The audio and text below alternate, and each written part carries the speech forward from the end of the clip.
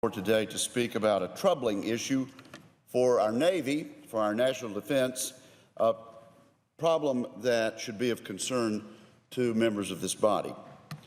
Our Navy pilot training installations, including Naval Air Station Meridian in my home state of Mississippi, produce some of the finest pilots on the planet. They train on the T-45 Goshawk.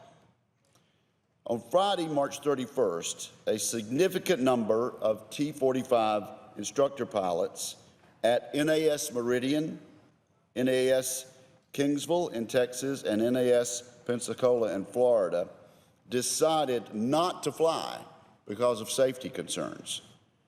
As you can imagine, this was an almost unprecedented act and brought considerable attention to a problem plaguing the Navy's tactical fighter community, a dramatic and sustained increase in so-called physiological episodes, or PE events, across the FA-18 Hornet, the EA-18 Growler, and the training jet, the T-45 Goshawk fleets. Physiological episodes occur when aircrew experience diminished in-flight performance related to loss or contamination of oxygen, depressurization in the cockpit, or other factors. Now, there's some pretty technical terms I'm going to mention to my colleagues, Mr. President. Hypoxia occurs when pilots are getting insufficient oxygen. A more serious phenomenon called histotoxic hypoxia occurs when they are breathing contaminated oxygen. And of course, depressurization occurs when the cabin pressure drops. I've been assured that solving this physiological episode problem is now naval aviation's #1 safety priority. As chairman of the Armed Services Committee's Sea Power Subcommittee, I intend to continue the committee's oversight on this issue and, if necessary, include provisions in the upcoming defense authorization bill to help. I applaud the work of our full committee chairman, Senator McCain, on his efforts so far. In fact, Senator McCain knows NAS Meridian very well, having served there as an instructor pilot. Indeed, the airfield, named McCain Field, is in honor of Senator McCain's grandfather, Admiral John McCain. The Navy has told Congress and the American people repeatedly that its effort to mitigate and solve the problems of these PE events, including histotoxic hypoxia, are resource unconstrained. In other words, the Navy has told us that money is no object in solving this problem. Time is no object, and personnel is no object. As chairman of the Sea Power Subcommittee, I intend to put that claim to test. Mr. President, I would like to update my colleagues on the situation, my fact-finding trip to Meridian, the state of play, and the plan going forward. Beginning around 2010, a significant increase in reported PE events occurred, which led to the establishment of a physiological episode team to identify root causes, develop mitigation efforts, and solutions. This team mainly addressed the less serious problem of hypoxia.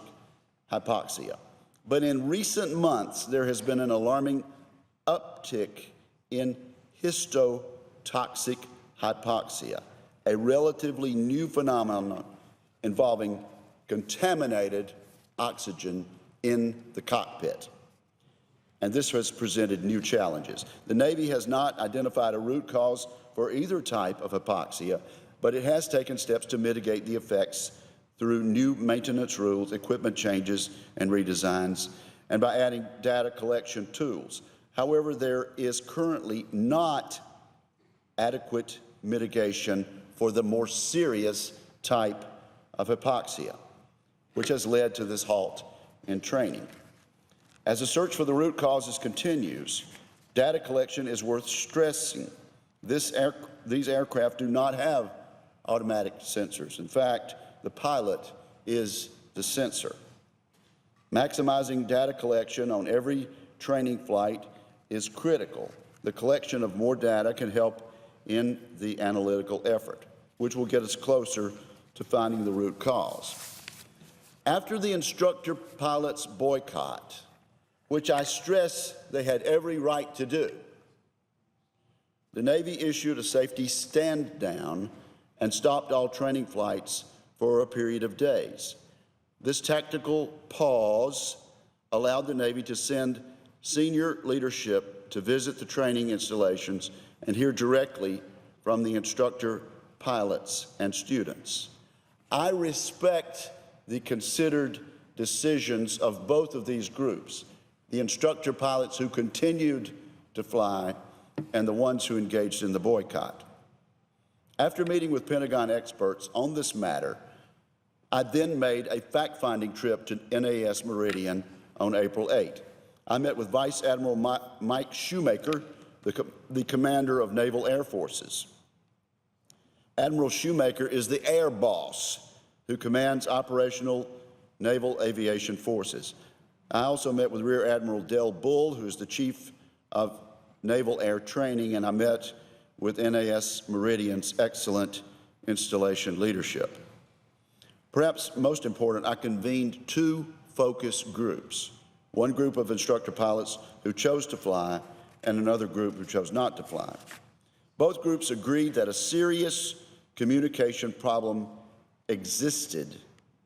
The meetings with pilots demonstrated that some in the Navy hierarchy did not fully appreciate that this histotoxic hypoxia, contaminated oxygen, was a new and different phenomenon.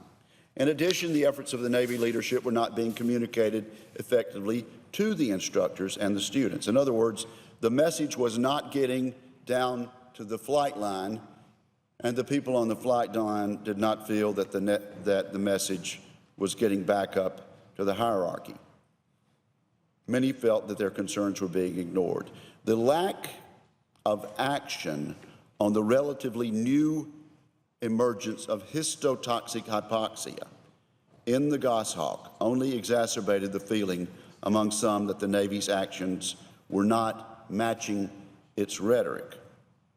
Following my visit on April 8, the Navy took the important step of establishing a physiological episode team for the T-45 alone. This is an important action which should bring more focused attention to the Goshawk community.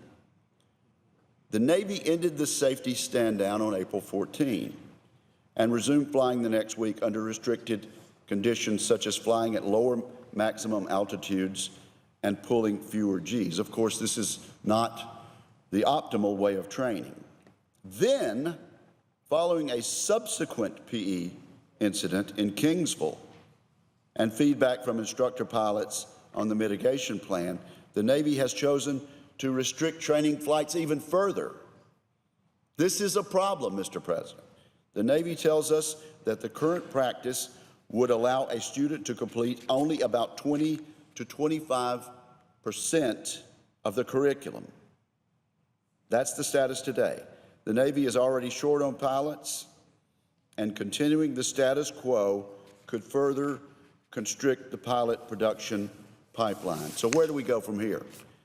The Navy has brought 3 T-45s that have experienced physiological episodes to Naval Air Station Patuxent River, Maryland, for extensive engineering, investigation, and analysis. They're taking the airplanes apart at Pax River. I applaud this action. Initial results of the testing should be available next week, with more information to follow as the data is processed. At the same time, engineers have teamed up with pilots from both the test community and the training command, including at least one Meridian instructor pilot. They are investigating possible mitigations, such as alterations to pilot masks. This will allow our instructors and student pilots to get back to what they want to do most, and that is to fly and train new pilots to fly. In addition, on April 21, Vice Chief of Naval Operations Admiral Moran directed Admiral Scott Swift, commander of the U.S. Pacific Fleet, to lead a month-long review of the facts, circumstances, and processes surrounding the recent episodes and how the Navy has addressed them. The swift review will evaluate the Navy's organizational structures and processes and make recommendations for additional action. These efforts are desperately needed.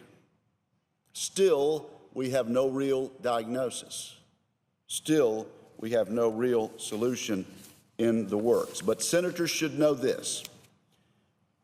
At least as of 3 weeks ago, problems with histotoxic hypoxia at our naval training bases have earned the full attention of the top leadership of the Navy.